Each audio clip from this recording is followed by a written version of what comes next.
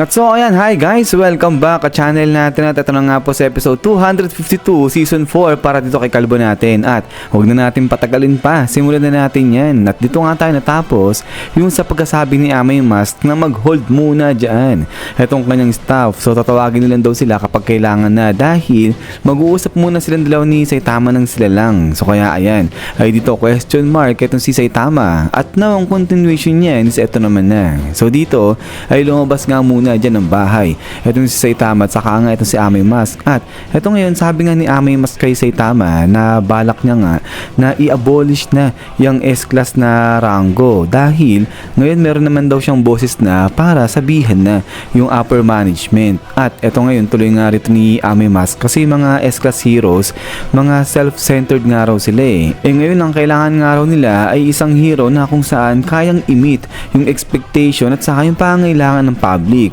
At maging si Blast nga raw ay hindi rin daw nila maasahan kasi kung di raw nila alam kung ano yung tunay na pagkatao niya ni Blast, kung anong karakter meron siya, ay parang useless din daw. At ito nga sabi pa nga ni Amay Mask dito na yung mga tao magpapatuloy lang yan mag-move forward kapag nakikita nila visually yung hope. So kasi nga yung mga heroes lalo yung mga S-class parang di raw ganyan, lalong lalo na si Blast. So napaka-konti lang yung nakakaalam sa kanya samantalang hero pa naman siya. At so tuloy pa nga ni Amay Mask na for example katulad na lang ng isang araw na talagang nagbibigay ng liwanag sa sangkatauhan. So ganyan daw sana yung gusto ni Amay Mask, isang hero na kung saan talagang nagbibigay siya ng pag-asa sa lahat, isang hero na talagang nakikita ng lahat, hindi lang yung parang rumors lang, kung hindi publicly talaga nakikita nila na kumikilos yung hero na yun daw yung sanang ideal na hero na gusto nito ni Amay Mask. But then ito nga biglang nagsalita na itong si Kalbo, sabi niya nga dyan yung ideal na hero nito ni Amay Mask, bakit hindi na lang siya yung gumanap sa hero na yun? Total, sikat naman na siya, bakit hindi na lang siya gumawa niyan? At ito nga yung biglang nagsalita itong si Amay Mask, sabi niya nga dyan na hindi pwedeng maging ganun siya, sabi niya ganyan. But then ito nga yung sabi ni Saitama, di ko narinig sabi niya ganyan kasi ang hina ng pagkakabagit ni Amay Mask. Pero yun, biglang nagsalita itong si Amay Mask, sabi niya nga dyan, diba ang ganda raw, ang sarap sa pakiramdam yung naglalakad sila dyan sa nature. At ayun, kapag ito raw hindi nila ginagawa madalas sigurado magkukulap sila dahil nga raw sa stress. So ayun ay binago na ni Amay Mask yung usapan. Sabay eto nga baling siya kay Saitama, sabay sabi niya nga dyan.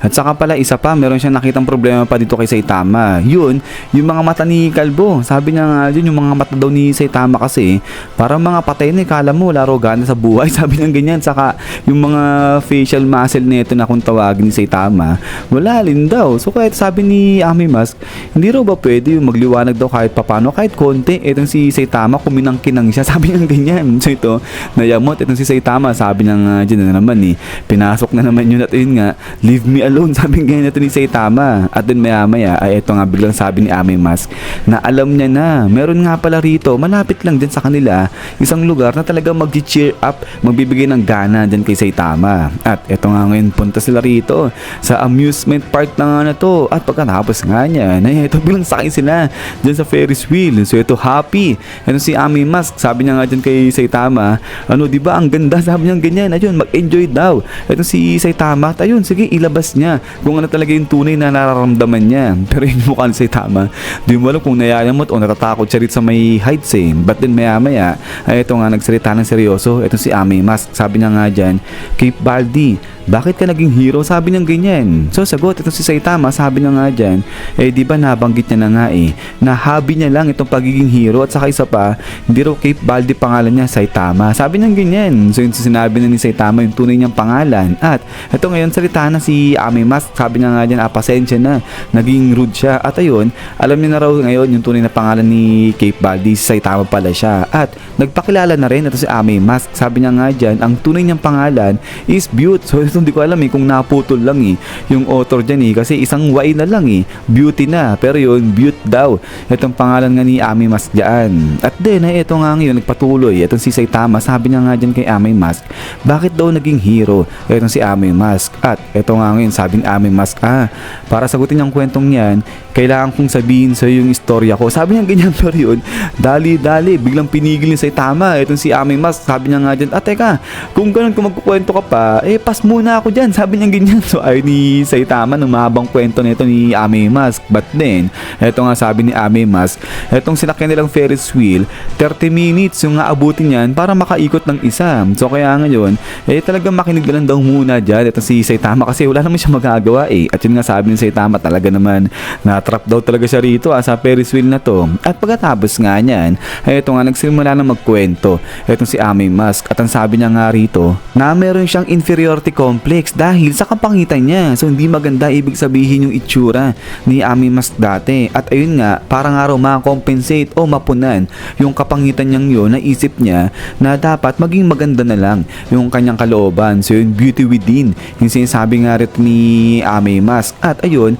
ay manatili siyang stricto sa kanyang moral principle. So ganyan yung naisip niya kung paano siya mabubuhay dati o yung sa way of living niya. At eto ngayon, sabi ni Saitama, appearance. At eto ngayon, sabi ni Ame Mask na wag muna mag-react dyan. Eto si Saitama, makinig muna siya, tapusin niya yung buong kwento nito ni Ame Mask. At eto ngayon, nagpatuloy si Ame Mask. Sabi niya nga dyan, mga 3 years ago na rin yung nakakalipas. Nung ma-establish itong Hero Association, ay kumuha siya ng exam para nga maging hero siya. At eto nga, since na siguro bago pa lang daw kasi yung Hero Association, kaya naman yung exam nun ay talagang sobrang dali daw, sabi niya ganyan. So lahat ng nag-exam, lahat nakakapasa. Pero 10 sa mga taong nag-exam at nakapasa at nagsimula sila sa pagiging sirang hero, isa lang daw yung nag-i-stay doon, yung nagpapatuloy pagkatapos ng 1 o 2 buwan, wala na, nawawala na yung mga hero na nasa sirang. At eto ngayon, pagpapatuloy ni Ame Mask na nung sa umpisa talagang hesitant daw siya talagang ayaw niyang ipakita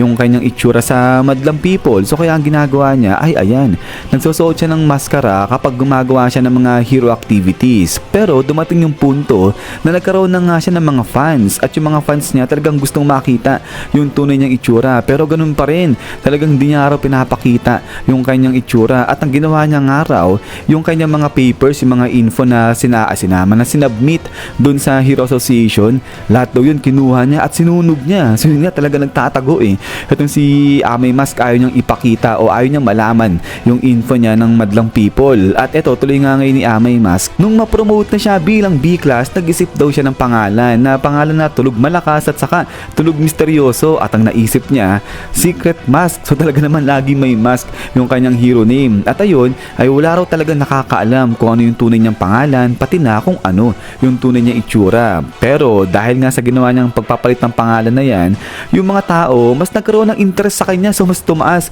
yung interest ng tao sa kanya. Dahil dyan, mas natakot din daw itong si Ame Mask na baka ma-reveal yung kanyang tunay na pagkakakilalan, yung kanyang tunay na itsura. Pero ganun pa man rin, ay in contrast nga raw sa kanyang fear and anxiety, ay nagkaroon naman siya ng extraordinary body strength. So lumakas daw yung kanyang pangatawan. At nung sa time daw na yon, di niya alam kung ano nangyari, kung bakit nga bigla siyang lumakas ng ganyan. At eto nga ngayon, hanggang sa dumating yung araw na kung saan biglang nasira, nabasag yung kanyang maskara habang naikipaglaban siya rito sa isang halimaw. So dito nagpanik itong si Ame Mask kasi nga na-reveal yung kanyang tunay na mukha sa tao o sa mga citizen. Yan nga raw yung pinakaayaw niyang mangyari. At ayun, sabi nga dito ni Ame Mask, sa tingin ni Saitama, ano yung naging reaction ng mga tao nung makita yung kanyang tunay na mukha. At eto nga ngayon, boom, labas dyan itong pagkapogi-pogi itsura ni Ame Mask. At sabi nga dito ni Ame Mask, yung narinig niya raw, hindi mga buoy, kung hindi mga tilian daw ng mga fan niya na mga puro babae. At eto eksakto, may tubig nga raw dyan sa sahig. At pagtingin niya ng reflection niya dun sa may tubig, nakita niya ang pogi nga raw niya. So sabi niya parang ibang tao yung nakikita niya. So kaya nga ito, gulat na gulat dyan etong si Ame Mask. At then ay dito na nga raw napagtanto ni Ame Mask kung ano nangyari sa kanya. So yung kanyang katawan daw na biglang lumakas ng todo-todo ng many folds dahil sa mga unnatural means. At pati na rin yung biglang pagbabago ng kanyang itsura, yung pagiging pogi niya. Ang dahilan daw niyan ay dahil sinusumpa raw ni Ame Mask yung kanyang kapangitan at hindi niya napansin na naging halimaw na pala siya. Sabi niya ganyan. So ayun, so ibig sabihin ay from pagiging tao nga, nag-transform ito si Ame Mask sa pagiging halimaw nga. At ito talagang tingin-tingin ito si Saitama dyan kay Ame Mask. At then pagkatapos nga niyan, Nissan Giso, hanggang dito lang ito si episode natin 252. So yun, so na-reveal na kung bakit nga ba napaka-pogi nito ni Ame Mask. At ayan guys, ayun pala, pasensya na, hindi ko nalapag itong si si Wistoria natin. So na-record ko na to, i-upload ko na lang pero pinigil ko lang yung sarili ko kasi matatabunan eh. Ito si Wistoria. So bukas na lang ng mga tanghali siguro i-upload natin, ilalapag natin si Wistoria. Tapos yun, inuuna lang natin, pinapriority lang natin yan si Saitama. So para maabot na natin yung pinaka-latest chapter nito. But anyways yun nga guys, ay maraming salamat sa panonood nga dito kay Saitama natin. At yun, hintay lang para nga sa next episode natin dito. So yun na naman, so lagi mag-ingat, God bless niyo lahat at kita-kits tayo ulit.